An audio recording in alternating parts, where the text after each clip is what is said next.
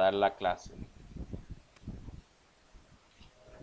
Bendito eres tú, eterno Eloheinu, Rey y amo del universo, que nos has escogido entre todas las naciones y nos ha entregado su Torá, una Torá de verdad, y ha implantado en nuestro corazón la vida eterna.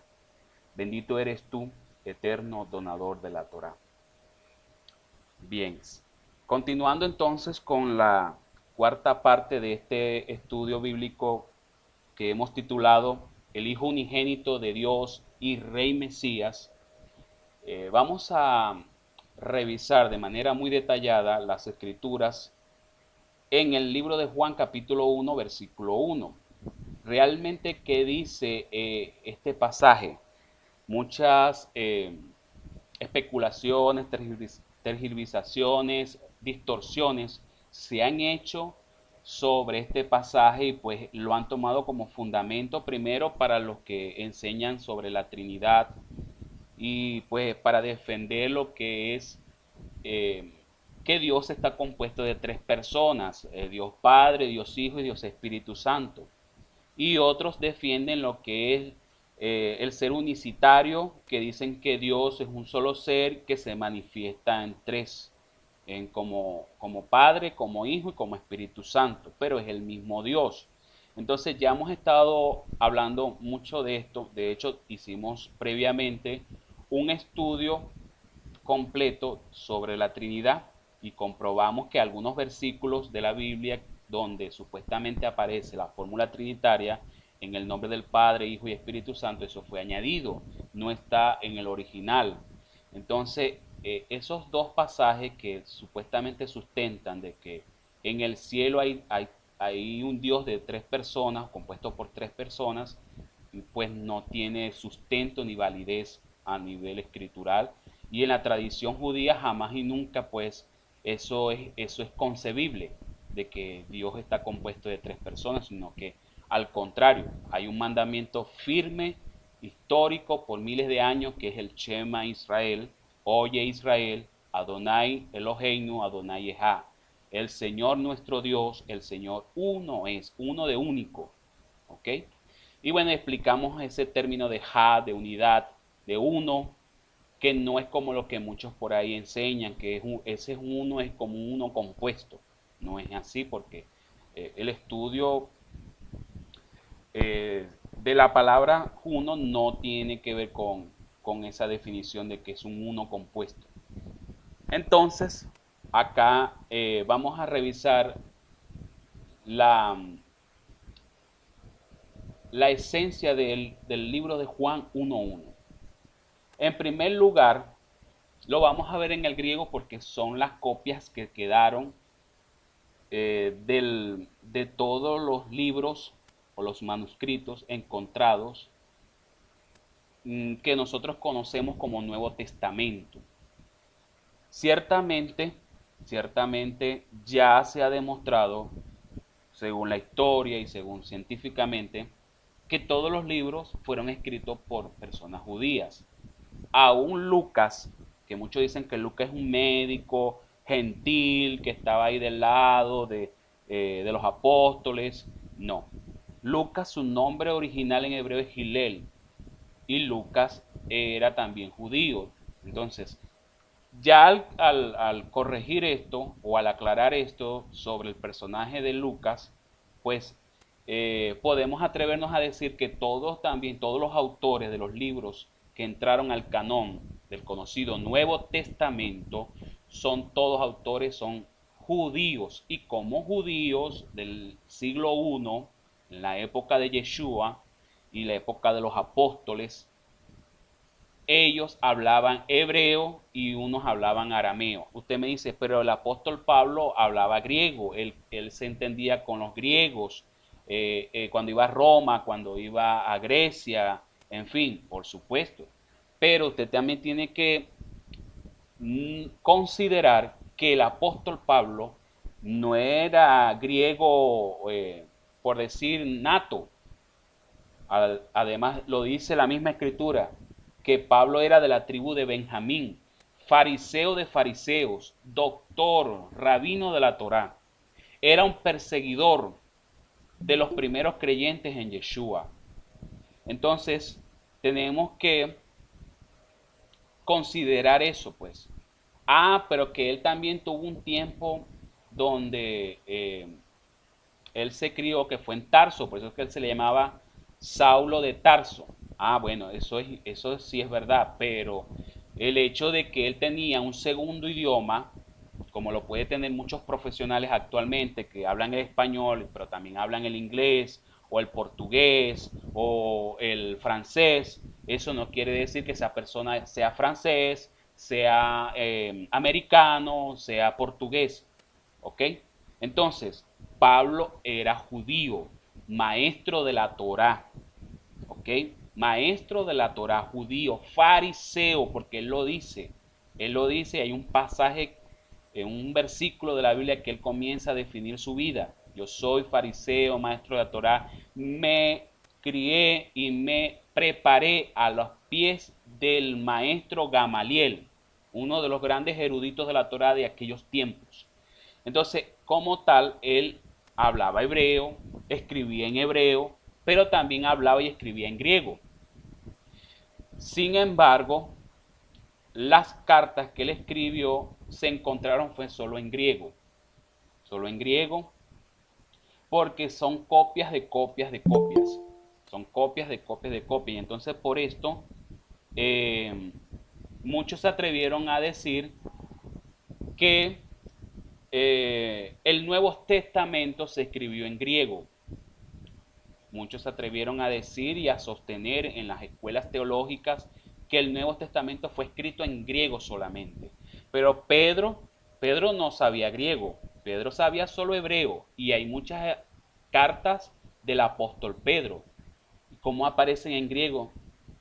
Porque Pedro no era un estudioso así como Pablo. Tenemos Jacob, Santiago, el que se conoce como Santiago, que por cierto ese nombre Santiago es de origen católico, es romano. Su nombre original es Jacob.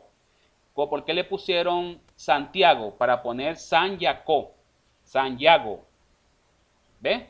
Como que para beatificarlo como un santo.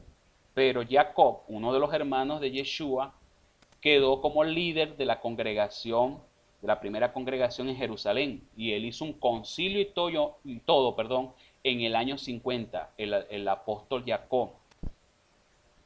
Y después le escribió una carta que la conocemos como la carta de Santiago, y así con la carta que se le envió a Timoteo, y hay muchas cartas de apóstoles, el apóstol Juan, el apóstol Pedro, todos y cada uno de ellos fueron judíos, escribían en hebreo y hablaban en hebreo, y muchos de ellos fueron testigos presenciales del maestro Yeshua, hablaban con Yeshua en hebreo, de pronto hablaban también arameo, porque ya vamos a ver en uno de los puntos de acá de la clase que el arameo y el hebreo son lenguas hermanas, como muy parecidas. Es como hablar del español y del portugués, o lo conocen mucho como el brasileño, el brasileiro.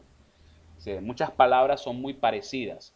Cambian en algunas pronunciaciones y bueno, y la forma gramatical, pero son idiomas hermanos.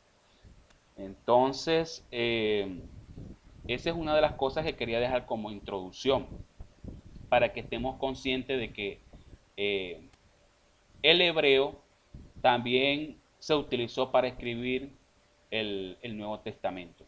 Y muchos estudiosos ya han llegado a esa conclusión, estudiosos de la palabra, de la Biblia, tanto del lado de los protestantes como del lado de los de las raíces hebreas.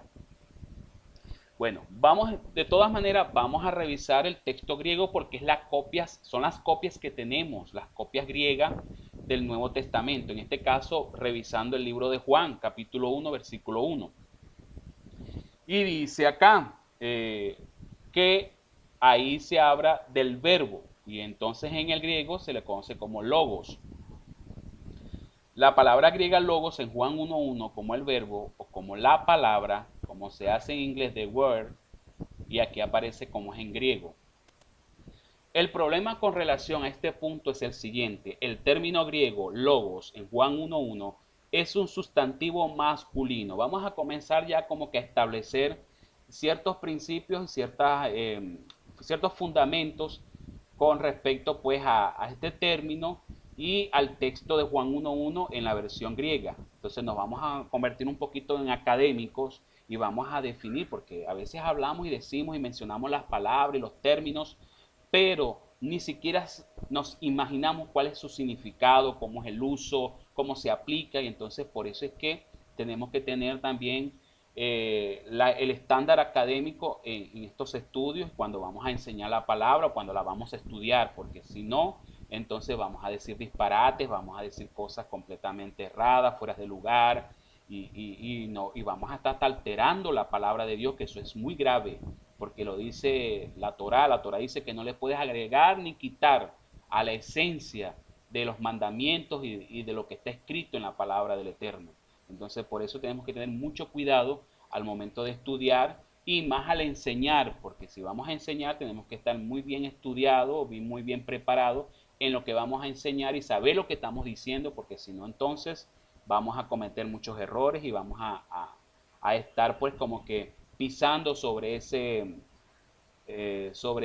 infracción de estar añadiéndole o quitándole a la palabra de Dios. Seguimos.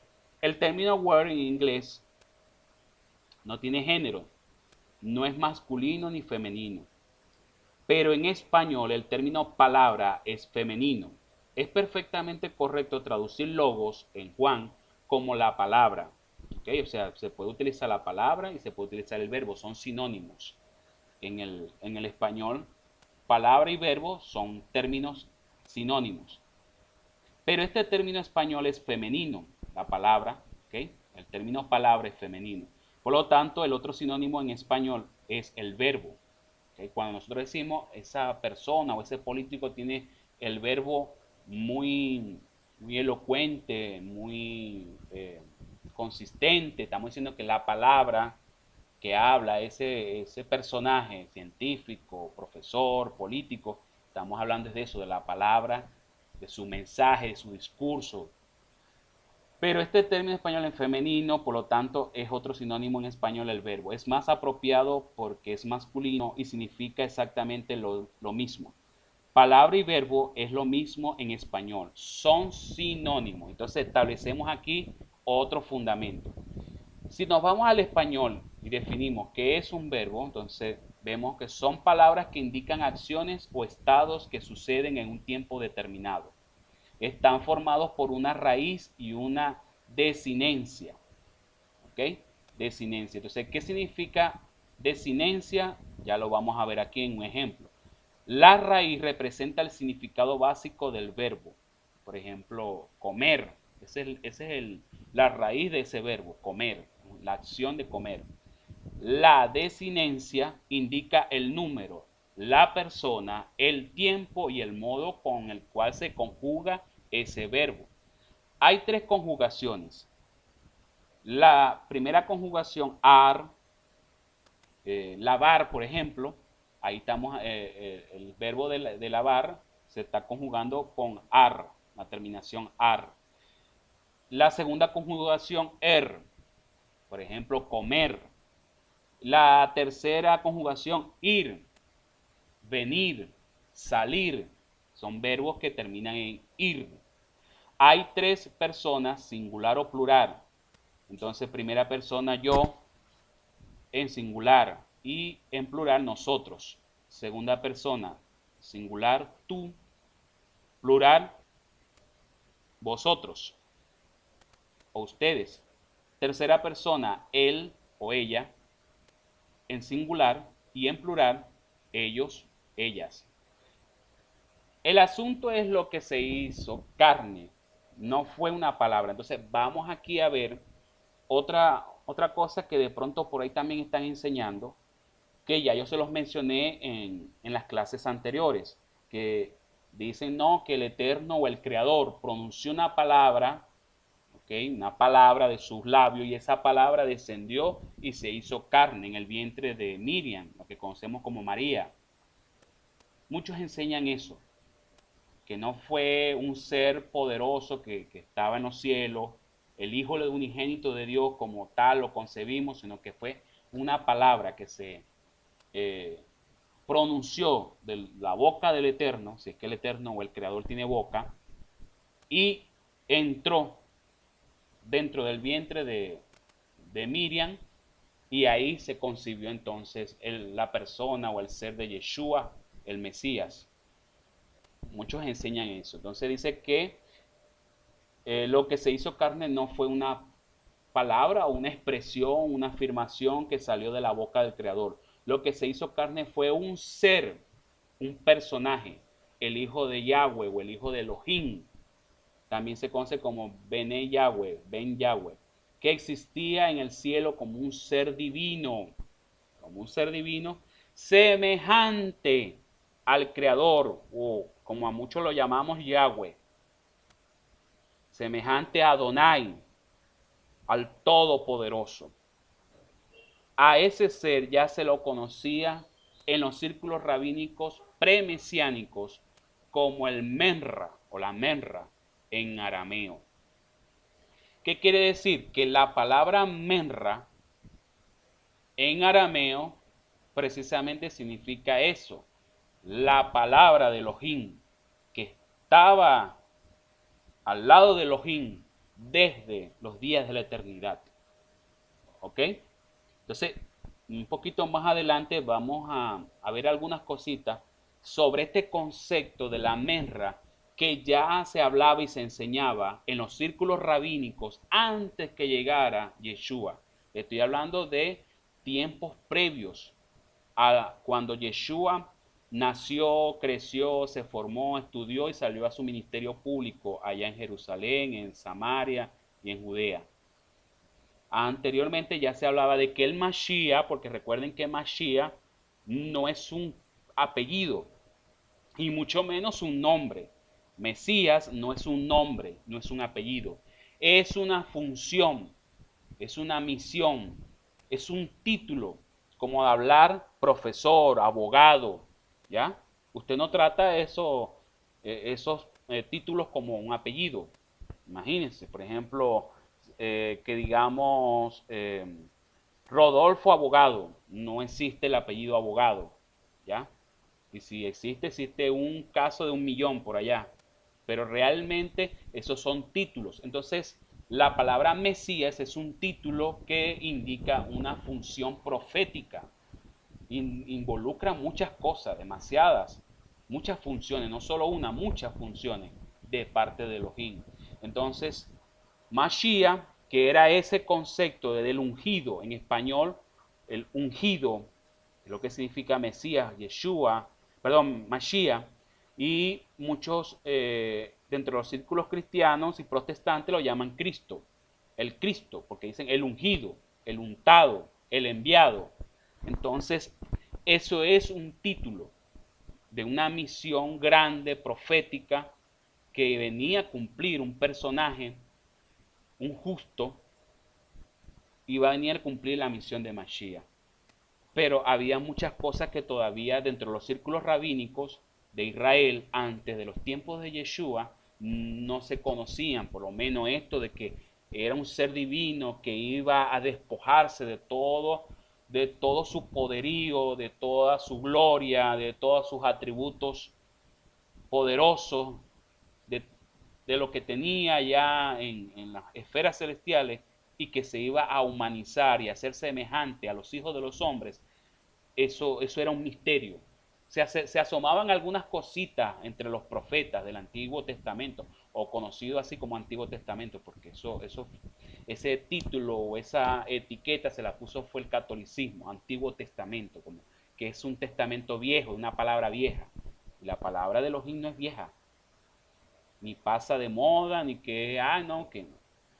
Entonces, en la Tanaj o en la Biblia hebrea, para hacerles más correcta la referencia, la Biblia hebrea, antes de los tiempos de Yeshua, se hablaba de un Mashiach que iba a venir, que iba a restaurar el reino a Israel, que iba a rescatar las ovejas perdidas de la casa de Israel, que iba a traer paz, seguridad y prosperidad al mundo, a todas las naciones.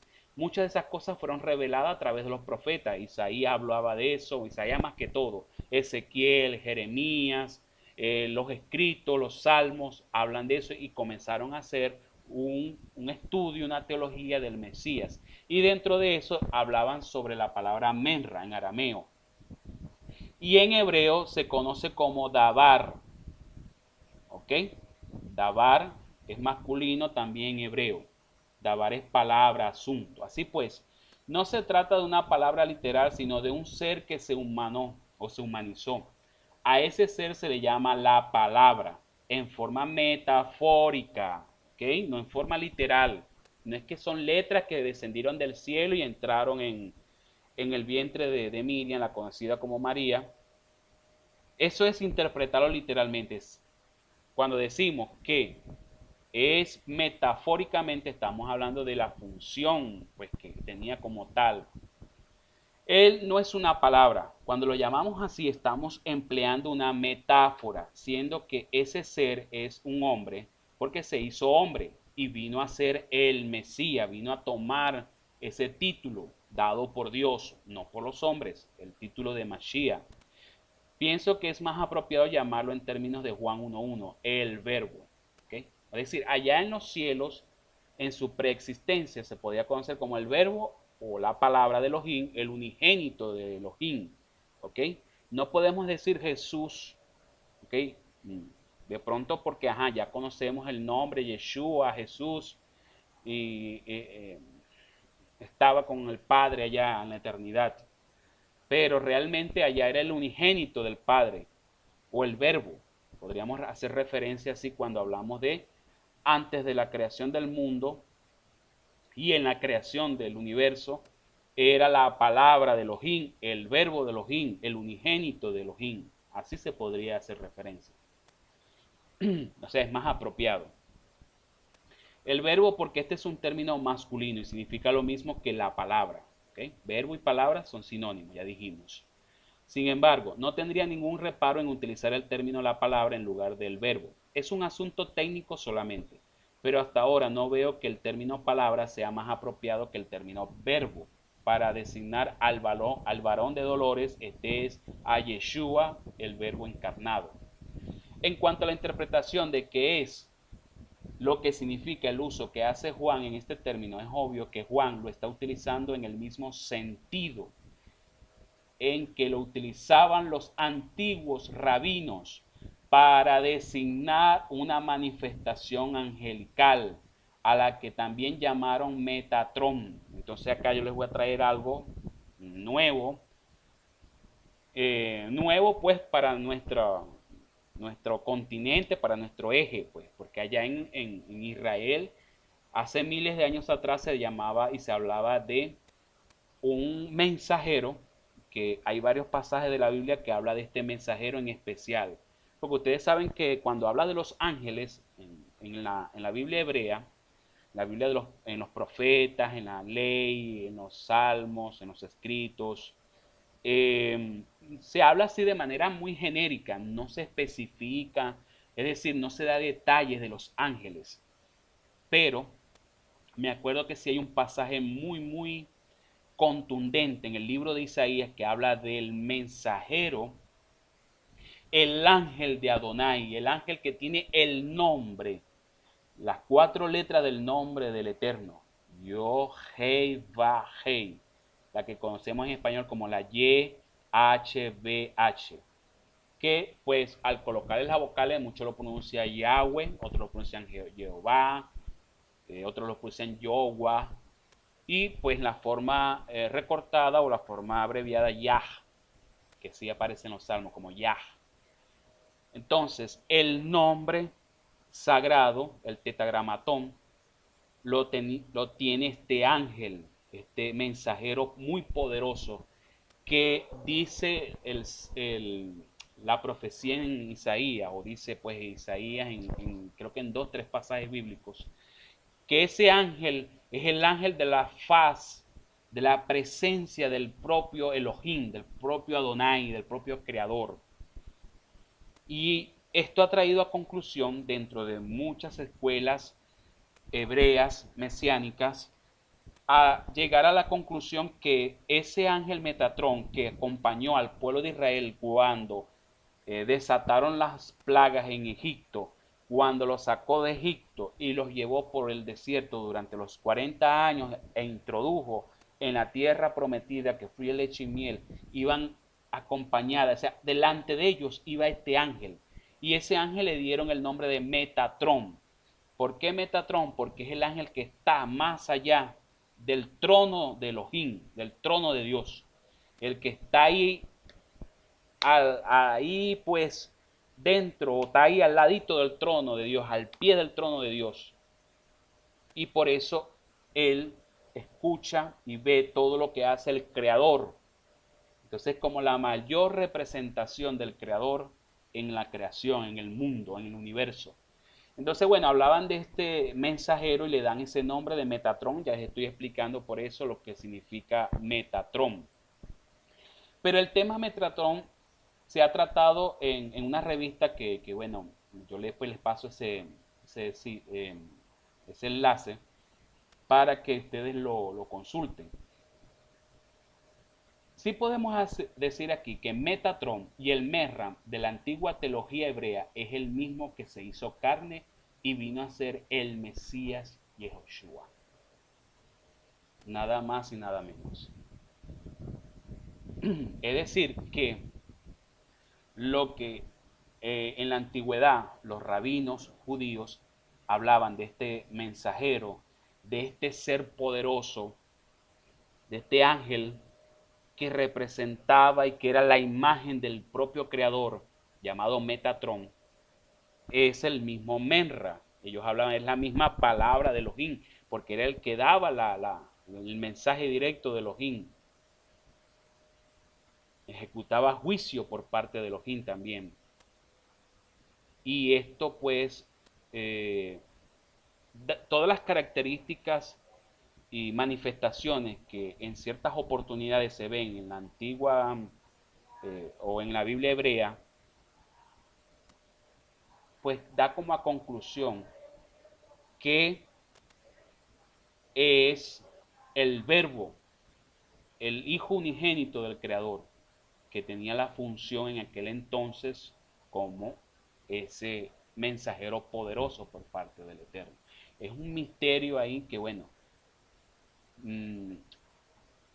podríamos nosotros profundizar y llegar a esa conclusión, porque en varias partes de lo que conocemos como Antiguo Testamento, eh, cuando se habla de este ángel en especial, este ángel de Elohim en especial, que lo llamaron los rabinos judíos Metatrón, pues muchos pasajes del Nuevo Testamento que Pablo habla en Hebreos, que muchos apóstoles hablan sobre qué es la imagen, es la esencia, qué es la palabra de Elohim, entonces encajan completamente con este personaje. Y por eso es que han llegado a esa conclusión que ese mensajero Metatrón era el mismo verbo, el hijo unigénito del Padre, es el mismo unigénito del Padre que estaba pues con el pueblo de Israel en los tiempos antiguos, en la historia, con los patriarcas, me imagino, pues en la Menra o el Dabar de Elohim se habla en muchos pasajes en Génesis, en Éxodo, en Levíticos, en los libros de los profetas, el libro de los reyes, habla mucho y menciona mucho la Menra, la palabra de Dios, la palabra de Elohim, la palabra de Adonai, la palabra del Creador. En hebreo aparece ahí como Dabar y en arameo Menra. Acá yo les voy a dejar una diapositiva de quién es Menra, el Menra de Adonai. Y ustedes van pues a tener como un, un poquito más de conocimiento sobre lo que habla de la Menra. Fíjense, esto es una presentación que he ido incrustada dentro de la misma página. Ustedes pueden darle aquí siguiente y pueden aquí ver, aquí un momentico bajar para que se vea más. Eh, entonces ustedes acá pueden ir como que ir viendo sobre las conclusiones, pues en algunas posiciones de las creencias bíblicas del ministerio y la sabiduría de la Torá. Entonces aquí mencionan algunas cositas que han llegado ellos a esa conclusión de Yahshua como Mashiach, que es el Hijo unigénito del Padre, el Verbo que estamos estudiando. Por ejemplo, hay un pasaje contundente que hace mención y que concuerda perfectamente con lo que menciona en los profetas sobre este ángel, este mensajero especial, que es la imagen misma del Creador, que es el libro de Juan 1:15-18. Dice: Juan testificó de él diciendo: Este es de quien yo decía, el que viene después de mí es antes de mí, porque era primero que yo. De su plenitud recibimos todos, y gracia sobre gracia, porque la ley fue dada por medio de Moisés, pero la gracia y la verdad vinieron por medio de Yahshua el Mesías. Versículo 18. A Elohim, al Creador, al Todopoderoso, nadie lo ha visto jamás. Mira que es contundente. Nadie lo ha visto jamás. Entonces, punto y coma. ¿Quién lo ha visto? El unigénito Hijo que está en el seno del Padre. Él lo ha dado a conocer. Lo ha dado a conocer. Pero no es que nos ha dado a conocer para verlo literalmente con nuestros ojos. Porque si, imagínense, si no podemos ver directamente al sol en su plenitud, cuando está brillante a las 12 del mediodía en su plenitud, mucho menos vamos a poder ver al Padre con estos ojos humanos, con estos ojos de carne. ¿Ok? Pero ¿qué fue lo que nos mostró el Hijo del Padre para que nosotros conociéramos de Él? La misericordia, la bondad, la justicia. O sea, el carácter del Padre nos los dio a conocer el Hijo. A eso es que se refiere. Bueno, ya de ahí pueden ustedes ir revisando algunos pasajes bíblicos que están en esta misma diapositivas y pueden hacer pues ese cotejo, esa comparación sobre lo que es la menra, como es conocido en la antigüedad, que ahora es la palabra de Elohim o el verbo. ¿Okay? Ya dijimos que palabra y verbo son sinónimos. O sea, al hacer referencia o mencionar las dos, estamos haciendo referencia a lo mismo. ¿Okay? Esto no tiene nada que ver con el dogma romano de la Trinidad. ¿Okay? Pendientes con eso. Metatron o Menra o el Mesías nunca formó ni pretendió formar parte de una Trinidad. Y ya eso lo hemos venido hablando. ¿Ok? Esto, fíjense, es pagano. ¿De dónde fue tomado el concepto y la adoración a Trinidad o a las Trinidades? De Babilonia. Luego pasó pues de Egipto. Acá, por ejemplo, tenemos la triada osiriaca. Esto, fíjense lo antiguo que es, era la Trinidad de Egipto. Luego en Babilonia tienen otra Trinidad, y aquí yo les dije el resumen, ¿bien? Aquí yo les dije origen pagano de la Trinidad. Y entonces aquí ustedes van a ver las trinidades de las diferentes religiones paganas o las culturas paganas que existieron, que existen actualmente. La Trinidad de Asiria, la Trinidad egipcia, la Trinidad de pirámides, Trinidad hindú, que todavía está vigente, la Trinidad hindú, la Trinidad nabatea, ¿ok? Y tenemos ahí varias, varias trinidades. Y la católica, que es esta, que esta fue la que heredó las iglesias cristianas y todas las religiones protestantes. Todas las religiones protestantes siguen con el mismo concepto de Trinidad, de ver a un Dios compuesto de tres personas. Eso es de origen pagano. La doctrina de la Trinidad fue creada en el año 325 después del Mesías en el concilio de Nicea y reafirmada en el concilio de Constantinopla en 381. Eso es histórico. El que niegue eso no sabe de historia. Nunca ha leído la historia bíblica ni la historia del catolicismo. Porque ese concepto y esa doctrina, esa teología fue elaborada, muy bien elaborada, por supuesto con su trasfondo pagano de las otras trinidades, de las otras culturas. Pero ahí fue que dieron la explicación de que eh, porque hay un Padre, hay un Hijo y un Espíritu Santo en la Biblia y todo eso, y entonces No, vamos a decir que esto es tres personas en un mismo Dios y ya. Con eso aclaramos el gran dilema de que Dios es uno, pero que está compuesto en tres personas. O tiene tres manifestaciones, como enseñan otros. Ok. Sobre esto nos ilustra abundantemente el doctor Islov en su libro Las dos Babilonias, donde él demuestra que mucho antes del nacimiento de nuestro Mesías ya existía en la India y otros países la creencia de una trinidad de dioses paganos. ¿Ok? Fíjense, los que han visto este símbolo en las iglesias católicas, todo eso viene del paganismo, de Egipto, de Babilonia, de la India, y lo nos demuestran es esta doctrina pagana de la Trinidad influyó enormemente en el desarrollo del concepto católico sobre la deidad. Una cosa es hablar de la deidad, que eso sí es verdad, es la deidad, la divinidad, pero otra cosa es de hablar de la Trinidad, que ya eso es completamente distorsionado. Y hoy todo el mundo cree que esta doctrina es bíblica, pero no lo es. La doctrina bíblica nos habla de un solo Elohim, de un solo y único Dios, no triple, ni doble, ni múltiple. ¿Ok?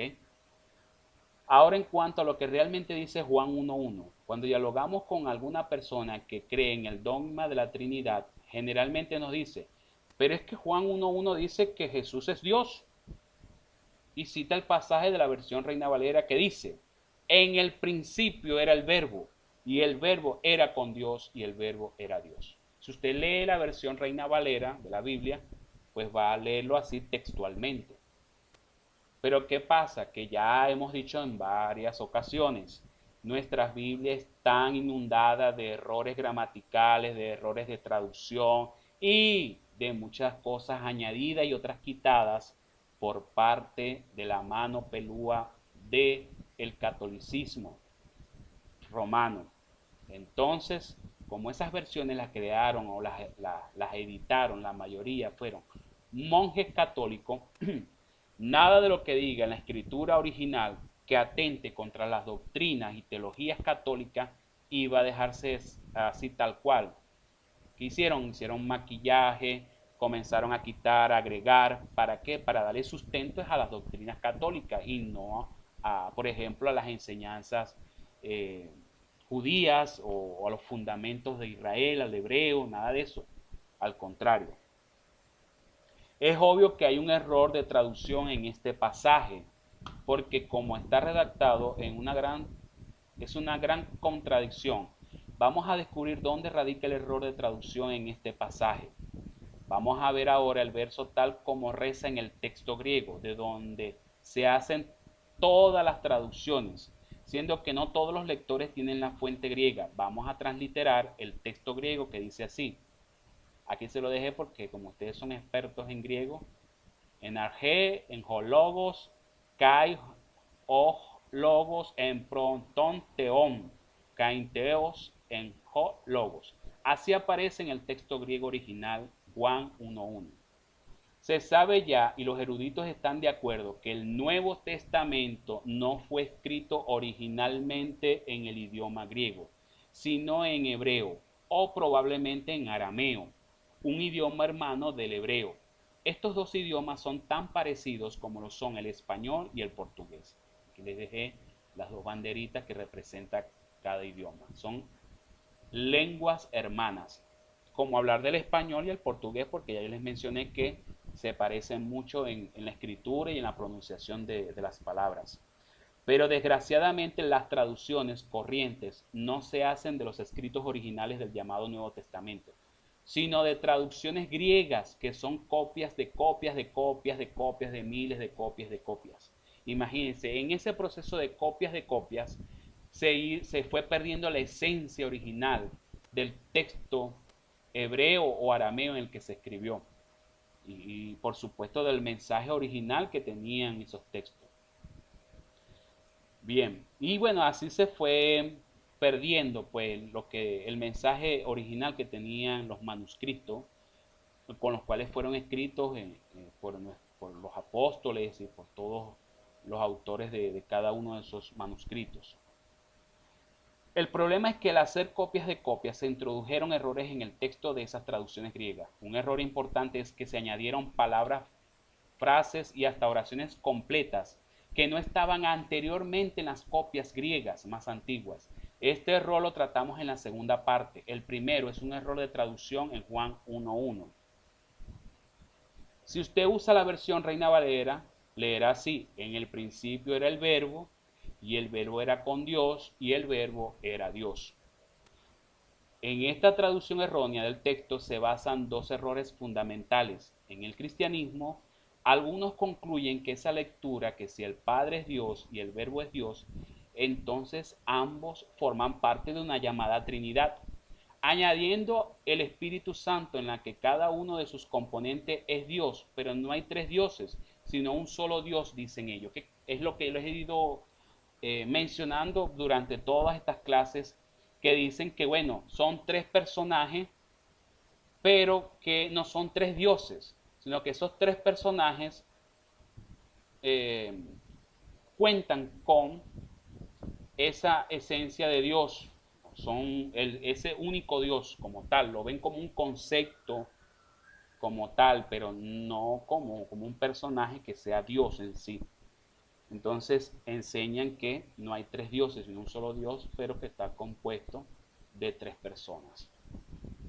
Bueno, aquí les coloqué una imagen que encontré de una escuela dominical, cómo enseñan la Trinidad a los niños. Ellos enseñan que el misterio central de la fe y de la vida cristiana, un solo Dios en tres personas, Padre, Hijo y Espíritu Santo. Bueno, ya nosotros hemos estado revisando mucho eso y comprobando de que eso no es cierto. Otros dicen que si el Padre es Dios y el Verbo es Dios, siendo que no puede haber dos dioses, entonces hay que concluir que el Padre y el Verbo son una y la misma persona. Esta es otra corriente, que es la corriente de lo que llaman los unicitarios, que dicen que como el Padre y el Verbo es Dios, pero no pueden ser dos personas, porque entonces se convertirían en dos dioses, es que es la misma persona, pero tiene diferentes manifestaciones. Una manifestación que se llama Padre y otra manifestación que se llama Hijo. Y se añade que el Espíritu Santo también es Dios, tampoco puede ser otra persona aparte, sino que entonces tanto el Padre como el Verbo y el Espíritu Santo no son tres personas divinas, sino una y la misma persona que se ha manifestado en tres personas, en tres formas distintas, en tres formas o en tres manifestaciones distintas. Primero como Padre, luego como Hijo y luego como Espíritu Santo. Esto es uno que lo encontré en YouTube, que había como un debate: un Dios, tres manifestaciones, no tres personas manifestadas. Enseñan así, miren, que no les estoy diciendo mentiras ni cuentos. Estas dos teorías contradictorias les parecen correctas a distintas personas. Primeramente vamos a ver por qué ninguna de esas teorías es correcta desde el punto de vista bíblico, y luego veremos por qué no pueden ser correctas desde el punto de vista racional y lógico. Bueno, acá hay un pequeño fragmento de cómo aparece en griego Juan 1.1. Vamos a ver qué dice Juan 1.1 en griego. Aquí lo tenemos tal cual, literalmente. Para que nadie piense que inventamos cosas a nuestra conveniencia, presentamos aquí una transcripción del texto griego de Juan 1.1 con una traducción interlineal palabra por palabra según el Nuevo Testamento llamado Diaglotón Enfático de Benjamin Wilson. Bueno, entonces aquí está en griego y la traducción al español. Y si lo traducimos literalmente desde el texto griego al español, va a decir o diría así: en el principio, o en un principio, también se puede traducir, era el Logos, y el Logos estaba con el Dios, y Dios, o podríamos decir, y un Dios era el Logos, y un Dios era el Logos, y Dios era el Logos. Ok, entonces parece que sí, dice como tal cual como se lee en la Reina Valera. Pero entonces aquí vamos a revisar dónde es que están los errores de traducción y por qué no dice así tal cual, como que en el sentido de que poner al verbo como Dios, como un Dios igual que el Dios Padre. Note que la palabra teos aparece dos veces. Primero con el artículo definido ton, que es este que está acá. Ton es un artículo. ¿Por qué es artículo? Porque se utiliza el término el Dios, cuando se refiere al Padre. Y luego sin artículo definido, que es este que está acá. Pero acá no está el artículo ton, sino que dice y Dios y un Dios. Fíjense que acá aparece el Dios y Padre, se refiere al Dios Padre, con el artículo ton, él.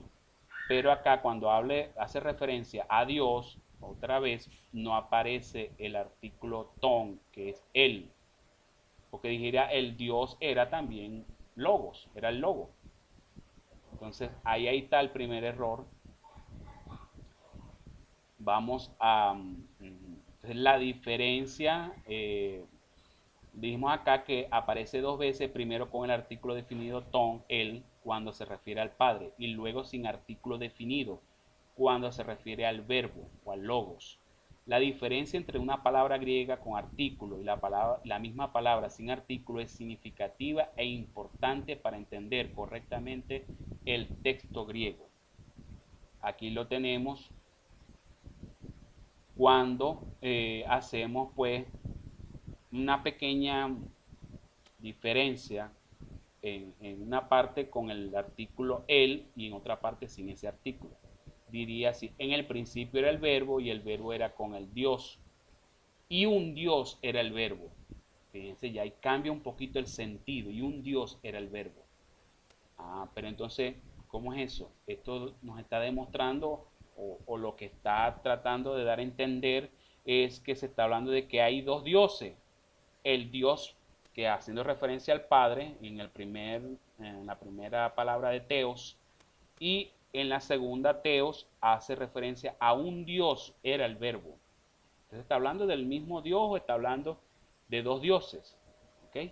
Pero dijimos aquí un Dios era el verbo y un Dios era el verbo. Entonces vamos a aclarar esto más adelante. La gramática griega, al igual que la española, nos enseña que cuando un sustantivo como este va sin artículo definido es un sustantivo genérico, mientras que si lleva el artículo es un sustantivo específico. Por lo tanto, la traducción que recomienda acá, gramaticalmente correcta, el señor Wilson, el verbo estaba con Elohim y el verbo era un Dios. Sin embargo, hay una manera más correcta todavía de traducir esta frase, siendo que la palabra teo significa no solamente Dios, sino que también significa divino. Entonces ya acá puede ser que coja sentido. Vamos a volver entonces a leer traducidamente, o vamos a traducir directamente el texto griego al español, pero entonces vamos a cambiarlo con la palabra teodios como divino. Volvemos. Y dice, en el principio era el verbo y el verbo era con el divino. ¿Okay? El divino, el creador, el Padre. Y divino era el verbo. ¿Ya? Y divino era el verbo. Entonces, nótese que al traducir teos como divino, la oración muestra su sentido más genuino y verdadero. El verbo estaba con el divino y el verbo era divino. Entonces, ¿qué podemos nosotros ver acá? Varias cosas. En el principio estaba con Elohim o con Dios y la palabra era un Elohim, era un divino, que era un ser poderoso, un Elohim como tal. Yo les pregunto, ¿los ángeles son divinos o no son divinos? Si me dicen sí, yo digo sí, un ángel es divino. Es divino porque tiene la esencia de Dios, creados por Dios como tal. Tienen muchos atributos y poderes que son pues dados por Dios. El logo,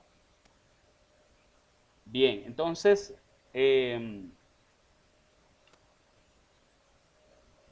nos dice acá? Que literalmente cuando dice que el verbo estaba con Dios, de pronto nosotros no entendemos muy bien que estaba con Dios. Eso es que estaba hacia Dios, es decir, ¿cómo les explico?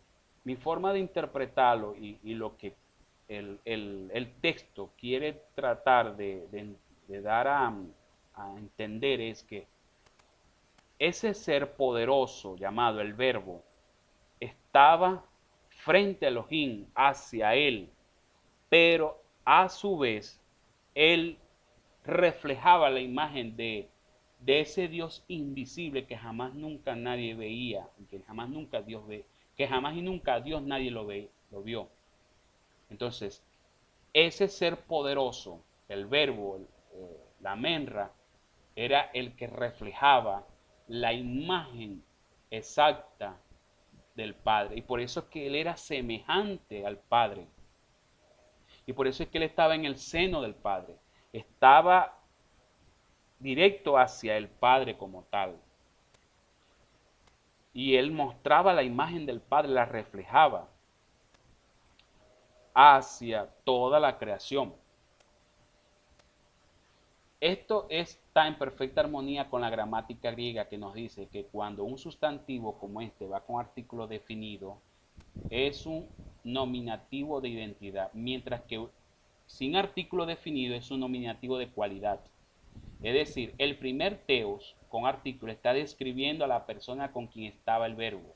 ¿Okay? El primer que dice Dios estaba con Dios, está hablando de la, si decimos, pues si podemos dar a entender de que Dios es persona, pues ya dijimos que realmente Dios no es humano, ya es un ser todopoderoso, podríamos decir es un ser con quien estaba el verbo, mientras que en el segundo teos, sin artículo, está describiendo la cualidad divina del verbo. Es decir, que ese ser poderoso al cual nosotros vemos que la Biblia nos revela y que se llama el verbo, la palabra de Elohim, era o tenía cualidad divina semejante al Todopoderoso, al Creador. Por eso es que estaba hacia él, estaba ahí con él, como dice ahí el texto en Reina Valera, estaba con Dios y a su vez reflejaba la imagen del Todopoderoso a todas las huestes celestiales de los mundos, de los universos. Bien, entonces hay una versión bíblica que dice, la versión está en inglés que se llama la Biblia inglesa revisada. Mira cómo presenta Juan 1.1 esta versión bíblica. Dice, en el principio la palabra ya estaba. La palabra estaba en la presencia de Dios, en la presencia de Elohim, del Todopoderoso. Y lo que Dios era, la palabra lo era. Fíjense que es una versión bíblica inglesa que pues de pronto no tiene mucha exactitud o semejanza con los textos del hebreo, pero la traducción se ve que es muy limpia y sana y nos da como un mayor entendimiento de ese misterio que en un principio, en el principio, estaba ese verbo con Elohim, pero fíjense que aparece que estaba en la presencia de Elohim. Y lo que Elohim era, la palabra lo era. No que te está diciendo es que ese verbo era Dios Hijo. Era coigual con el Dios Todopoderoso. No está tratando de enseñar eso. Está diciendo que la cualidad divina del Todopoderoso era también la palabra de Elohim, era el verbo, era ese verbo. No sé si entienden lo que trato de explicarles en este. Por eso es que hay un hilo muy delgado entre estas definiciones, porque cuando hablamos de que ese verbo o esa palabra de Elohim, hablando de ese ser poderoso que estaba en la presencia de Elohim, ahí al lado de Elohim, hacia él, pues lo podemos ver por nuestro raciocinio humano como si fuera otro Dios, como si fuera Dios Hijo, porque era la imagen misma del Dios Todopoderoso. Pero ya dijimos que ese verbo tenía limitantes, aun cuando se encarnó en la persona de Yeshua y cuando se glorificó Mashiach, Yeshua, y se aparece en las visiones que vio el apóstol Juan, que escribe el Apocalipsis, Él está es a la diestra del Padre, del Dios Todopoderoso. Muchos lo pintan en la tradición católica como que está el Padre, que es anciano, en un lado, y el Hijo, que es más joven, en otro lado. Y nosotros se nos impregnó esa imagen en la mente y lo seguimos viendo así. Pues no es así, porque el Padre no es un señor viejo, canoso, con barba, sentado en un trono gigante, como nos los pintaron en Hollywood, en las películas, en las comiquitas, o aún más en las pinturas del catolicismo, que vimos por muchos años en las iglesias católicas. Así, y esa imagen se nos quedó impregnada en la mente. ¿Ok? Eso fue una visión que vio el profeta Daniel. Es una proyección que hizo el Dios Todopoderoso para mostrar cualidades del Creador. Esas canas, ese pelo blanco como la lana, está hablando de la sabiduría infinita del Padre. Nosotros eso lo explicamos. Es una visión y la visión se interpreta. No es literal. La visión nunca se interpreta literalmente, sino que hay que tomar cosas para ver cuál es el significado que tienen cada uno de esos elementos, cada una de esas evidencias o detalles que están en la visión. Pero no se puede interpretar literalmente. ¿Ok? Entonces, cuando nosotros entendemos y comencemos ya a comprender la naturaleza y la esencia del Dios creador todopoderoso, que es una energía invisible, un espíritu invisible, infinito, que está más allá del espacio y del tiempo, y que cubre todo y abarca todo el universo, porque el universo está dentro de él. Entonces, ahí nos va a cambiar completamente la percepción, la poca percepción que podemos tener del Creador, porque no podemos percibir al Creador en toda su plenitud. Nuestro raciocinio humano no tiene esa capacidad. Que el eterno y el todopoderoso, su entendimiento es inescrutable, pero sí tenemos esa percepción mínima para no caer en el error de, pues, encajar a Dios en un solo lugar del universo, allá alto, en un trono sentadito. Ahí está ese anciano de día sentadito ahí, y al lado está el hijo, que es más joven. Eso es lo que siempre nos han pintado, pero no es así. Los judíos, los hebreos no ven a Elohim así, como un anciano sentado ahí. Porque hay varias visiones donde se ve a Dios Todopoderoso, el Padre, como un anciano de día, sentado con su barba, con vestiduras blancas. Y ya, les vuelvo a repetir, es una visión que el Eterno le proyecta al espíritu del profeta, pero no es que es literalmente eso. El Eterno es infinito, ¿ok? Y ese espíritu es invisible. Y ya les leí ahorita en un pasaje que dice que nadie jamás vio al Creador, al Padre, Elohim. Solo quien, el Hijo unigénito, que está en el seno del Padre. Él nos dio a conocer al Padre. Pero ¿qué nos dio a conocer? Su carácter.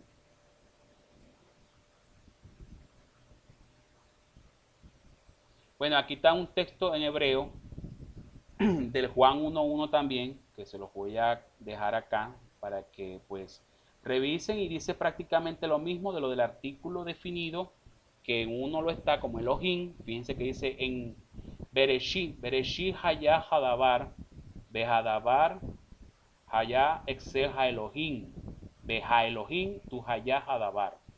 Hay muchos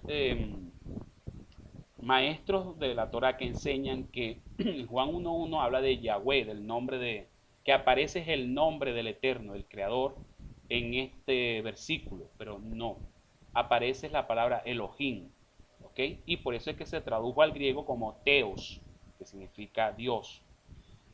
Entonces no podemos decir que ahí aparece el nombre sagrado de Dios, sino aparece Elohim, porque está haciendo referencias a eso, a una deidad, a la deidad, a la divinidad del Creador como tal. Entonces dice que el Evangelio de Juan inicia con la misma palabra hebrea que el libro de Génesis, es decir, Bereshit, en un principio, que así aparece en Génesis 1. En el principio creó Dios los cielos y la tierra. Entonces, aquí dicha palabra proviene de la raíz hebrea rishá, que significa principio. Este primer capítulo y versículo 1 nos acerca a la creación y como Mashiach, Yeshua, se encontraba en ese proceso de la creación. Juan 1.1 nos habla sobre el verbo, obviamente refiriéndose a Mashiach, en griego que es Jesús y en hebreo Yeshua, se refiere a él como logos, pero en este manuscrito hebreo a Jesús se le llama la palabra, que ya dijimos que era el dabar en hebreo y en arameo la menra. Ahora bien, en hebreo, hadabar, la palabra, tiene mucho significado. Dabar puede ser hablar, lenguaje, noticia, pensamiento, discurso, dicho, respuesta, ley, cosa, etc. Pero siempre con un sentido del lenguaje, es decir, con hablar. En español el significado de verbo tiene más que ver con la acción que realiza el sujeto y no tanto con el lenguaje. Entonces, esa palabra o verbo existía en el principio, ¿ok? Existía en el principio.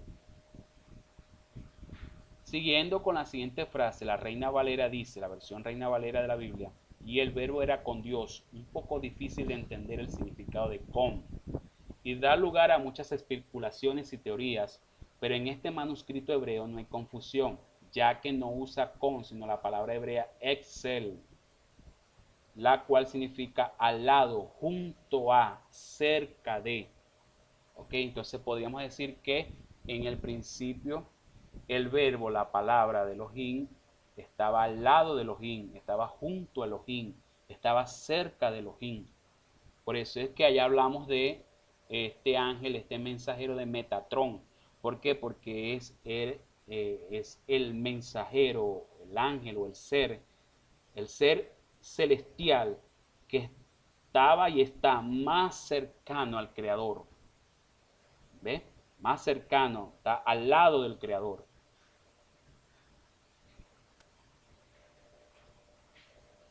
También y obviamente no se nombra la palabra Dios, sino Elohim. Dicha palabra Elohim es un plural que proviene de la raíz Eloa, que significa deidad. Por lo que Elohim significa deidades etimológicamente, por lo que la frase y el verbo era con Dios puede traducirse de este manuscrito como y la palabra estaba al lado de Elohim. ¿Okay? Podríamos también decir. Y lo que era la palabra era Elohim, o lo que era Elohim era la palabra, lo que leímos en la versión anterior. Bien, entonces vamos a hacer un paréntesis hasta aquí por el día de hoy y ya el próximo sábado continuamos o terminamos ya esta parte del estudio.